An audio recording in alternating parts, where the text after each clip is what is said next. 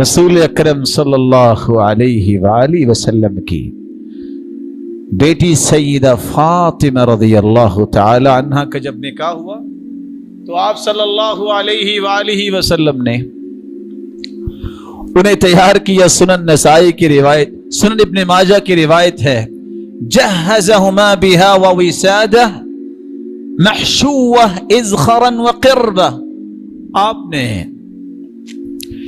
ایک مصلی بھی دے دیا، ایک تکیہ بھی دیا، اور آپ نے ساتھ جو ہے ایک پیالہ بھی دے دیا۔ اور بعض لکھنے والے لکھاری لکھتے ہیں کہ آپ نے چکی کا پاٹ بھی ساتھ دے دیا۔ یہاں رک کے میں ایک چھوٹی سی گزارش کرنا چاہوں گا، جو معاشرے کے اندر بے روی کا شکار ہو گئی ہے بات، وہ کیا ہے؟ کچھ لوگ اس قدر دنیا کے نشئی ہوتے ہیں، ان کو نہ کسی کے ایمان کی قدر ہے، نہ کسی کی نیکی کی قدر ہے۔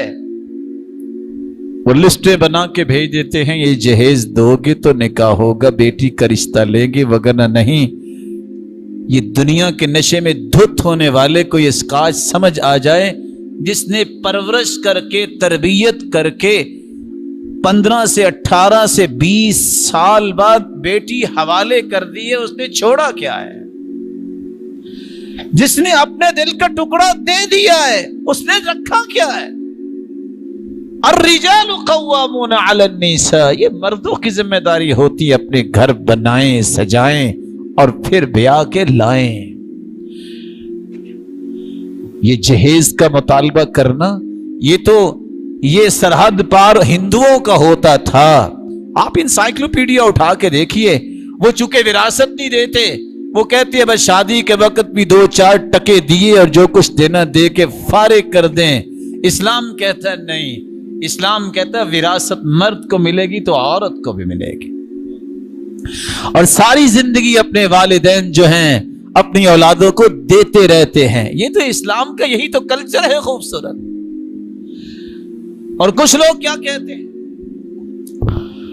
جہیز لعنت ہے اور طرح طرح کی باتیں۔ آپ یہ کہہ سکتے ہیں اس کا مطالبہ کرنا برا ہے۔ اگر کوئی باپ اپنی بیٹی کو دینا چاہتا ہے، آپ کون ہے روکنے والے؟ نہ آپ نے مطالبہ کیا اور نہ وہ اس لیے دے رہے ہیں کہ ہم نے وراثت سے محروم کرنا ہے۔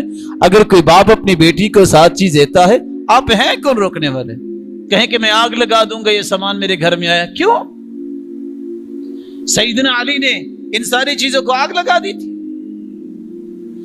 دین میانہ روی کا دین ہے، مت اپنے جذبات کو دین کہیے۔ آپ کو پسند نہیں ہے، آپ نہ دے لیں۔ اس نے اپنے باپ سے لیا ہے، آپ سے تو نہیں لیا۔ اور سچی بات یہ ہے کہ اگر علم پڑا ہو تو پھر اس طرح کے الفاظ نہیں بندہ بولتا۔ لعنت کا مطلب یہ ہوتا ہے، جا رہے تھے تو ایک سواری نہیں چل رہی تھی، تو ایک صحابی نے کہا اپنی سواری پہ کہ اللہ کے رسول سے پیچھے نہ رہ جائے اس خوف سے، تو سواری پہ لعنت بھیجی، کہا اس کو پیچھے لے جاؤ، لعنت والی چیز میرے ساتھ نہیں جا سکتی۔ جو لعنت کرنے والا قیامت کو کسی کی سفارش نہیں کر سکے گا۔ الفاظ کو تول کے بولو۔ اس لیے ان دونوں رویوں کو سمجھیے۔ مطالبہ کرنا ٹھیک نہیں ہے، اور یہی وجہ ہے آج اس وطن عزیز کے اندر جو سروے رپورٹ سامنے آتی ہے، 1 کروڑ سے زائد بچیاں صرف اس لیے بیچاری بیٹھی ہیں کہ ان کے والدین کے پاس جہیز کا سامان نہیں ہے۔ اور معاشرے میں رہنے والے کتنے ظالم ہیں، وہ مال کے پیار کرنے والے ہیں، وہ انسانیت اور ایمان اور اسلام سے پیار کرنے والے نہیں۔ اور لکھنے والا تو لکھتا ہے کہ 60 لاکھ تو بچیاں ایسی ہیں جن کی عمر بھی گزر چکی ہے کہ ان کے ہاتھ رنگے جائیں، کس وجہ سے؟ ان کے پاس جہیز نہیں۔ کاش مالداروں کو بھی اللہ ہدایت دے، وہ ہر وقت اپنے ہی من کو دیکھتے رہتے ہیں۔ کاش عمر بن عبدالعزیز کا وہ منہج ان کو یاد آ جائے، جب ان کے زمانے میں مال اکٹھا ہوا زکوٰۃ کا تو کہا فقیروں کو دو، ختم ہو گئے فقیر۔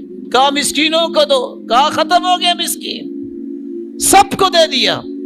کہا بازاروں میں نکل کے اعلان کرو کسی کا قرض ہے تو ادا کر دے، کہا کسی کا قرض رہا ہی نہیں ہے۔ کہا اعلان کرو کسی کی شادی ہونے والی ہے تو اس کی شادی کر دے، لوگوں کی شادیاں کی۔ रसूल अकरम सल्लल्लाहु अलैहि वाली वसल्लम की बेटी सईदा फातिमा रज़ियल्लाहु ताला अन्हा की बात कर रहे थे कि अगर कोई बाप अपनी बेटी को देना चाहता हम रोक नहीं सकते। और कुछ लोग तो अब एक नया तरीका, नया ट्रेंड कहते हैं, बस ये हमने मस्जिद से बेटी को भेजना है, हॉल बुक नहीं करवाएंगे। तो किसने कहा हॉल बुक करवाएं? नहीं, मस्जिद से जाएगी वो। अल्लाह के रसूल की 4 बेटियों में से कौन सी मस्जिद से गई? दीन को तशद्दुद का निशाना क्यों बनाते हो? दीन के अंदर इस तरह रखने क्यों डालते हो? 1,44,000 सहाबा थे, किसकी बेटी मस्जिद से उठी?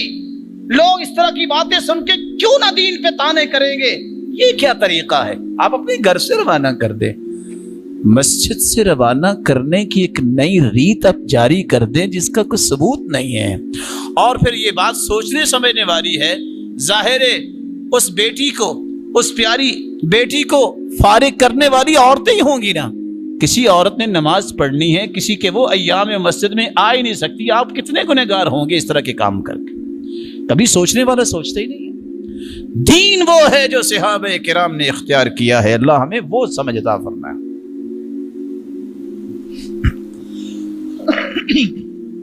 जब सईदा फातिमा और सईदना अली को छोड़ने जा रहे थे तो अल्लाह के रसूल उस वक्त तक दुआ करते रहे, अल्लाहुम्मा बारिक फी नस्लिहिमा फी नस्लिहिमा फी शिबलिहिमा। अल्लाह इनकी औलाद में बरकत डालना, अल्लाह इनकी औलाद में बरकत डालना। दुआओं से रुखसत कीजिए।